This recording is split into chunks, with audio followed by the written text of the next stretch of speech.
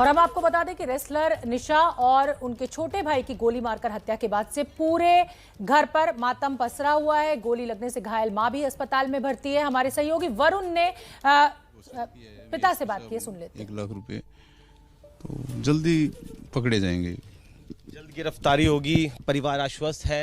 Police ने 1 लाख रुपए का इनाम भी रखा है और जो पिता है उनका कहना है कि जो कोच है वो अक्सर बदतमीजी करते थे, छेड़खानी भी करते थे और पैसों की भी लगातार डिमांड थी और कहीं ना कहीं यही इस हत्याकांड के पीछे एक बड़ी वजह बनी।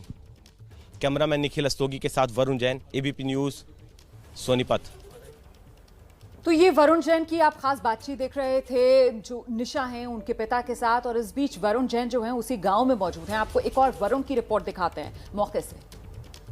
रेसलर निशा दहिया और उसके भाई की हत्या के बाद सोनीपत के हलालपुर गांव के अंदर मातम पसरा हुआ है। जो गांव के लोग हैं वो निशा के घर के पास ही इकट्ठा हैं।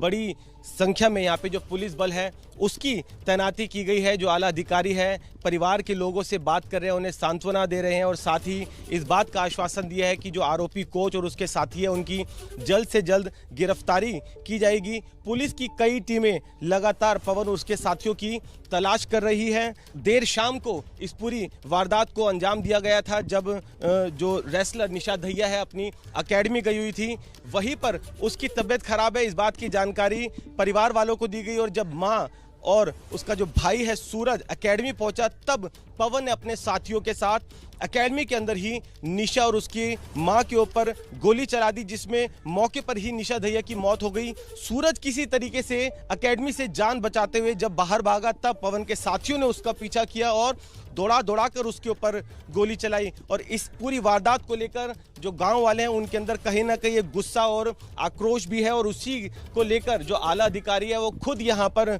पहुंचे हैं और गांव वालों से बातचीत के बाद उन्हें आश्वासन दिया गया कि जो आरोपी है उनकी जल्द से जल्द गिरफ्तारी होगी। तो फिलहाल जो पुलिस है उसकी कई टीमें जो कोच पवन है और उसके साथी उनकी तलाश कर रही है और उनकी गिरफ्तारी के बाद ही साफ हो पाएगा कि इस हत्याकांड के पीछे वजह क्या थी, क्योंकि परिवार वालों से बातचीत के बाद अभी तक कोई ऐसी वजह सामने नहीं आ पाई है जिसके चलते इस हत्याकांड को अंजाम दिया गया हो। किसी तरह का कोई मनमुटाव नहीं था, ना ही निशा ने कोच के खिलाफ किसी तरह की परिवार में कोई शिकायत की थी, ना ही कोई नाराजगी जाहिर की थी। तो इतनी बड़ी वारदात को, इतने बड़े हत्याकांड को जो कोच है और उसके साथियों ने क्यों अंजाम दिया, ये उनकी गिरफ्तारी के बाद ही साफ हो पाएगा। कैमरामैन निखिल रस्तोगी के साथ वरुण जैन, एबीपी न्यूज़, हलालपुर गांव, सोनीपत।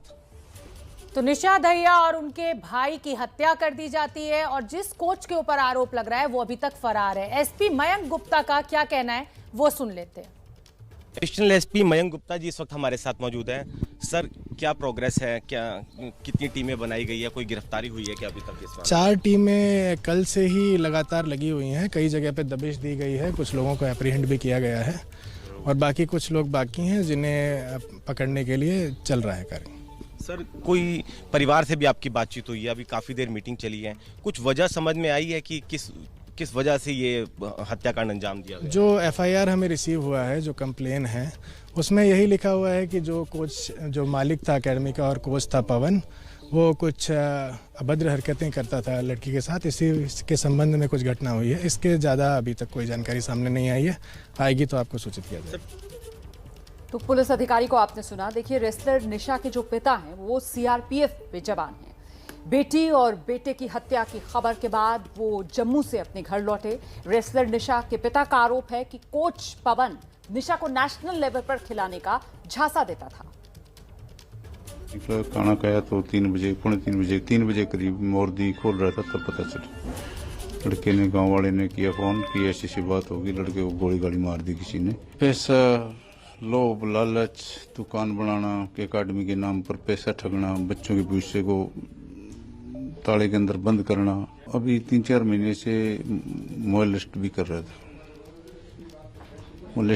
था लड़की को। तो पिता दयानंद दहिया को आपने सुना। निशा दहिया के चाचा जगदेव दहिया ने एबीपी न्यूज़ से खास बातचीत में बताया कि कैसे कोच पवन ने फोन करके सबको बुलाया और फिर अपने साथी पहलवानों के साथ मिलकर हत्या कर दी। निशा दहिया के चाचा जगदेव सिंह जी इस वक्त हमारे साथ मौजूद हैं। जगदेव जी, क्या ये पूरी घटना हुई, कब जो निशा थी घर से निकली थी? ये प्रैक्टिस के लिए गई सर, सुबह शाम दोनों टाइम जाती थी और तो वहाँ जाके जो है प्रैक्टिस के लिए गई थी, तो वहाँ कोच पहले से था एकेडमी में। तो वहाँ पे जो है उसने फ़ोन किया है कोच ने निशा के भाई के फ़ोन पे, सूरज दरिया के फ़ोन पे, कि भाई तुम अपनी सिस्टर को ले जाओ यहाँ से। तो या उन्होंने सोचा तबीयत ख़राब होगी, तो अपनी मम्मी को लेकर पहुँचा बाइक पे।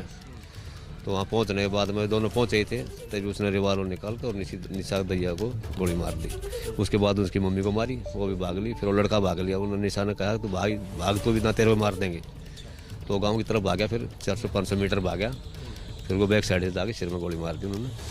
आप कह रहे हैं कि जो आरोपी थे, जो कोच, उन्होंने पीछा करा सूरज का और उसके बाद उसे गोली मारी। दूसरों ने, उसके 2 साथी थे, उन्होंने पीछा करा। सूरज ने, उसने निशा को कोच ने मारी गोली, जैसे बता रहे हैं उनकी मम्मी का जो बयान है।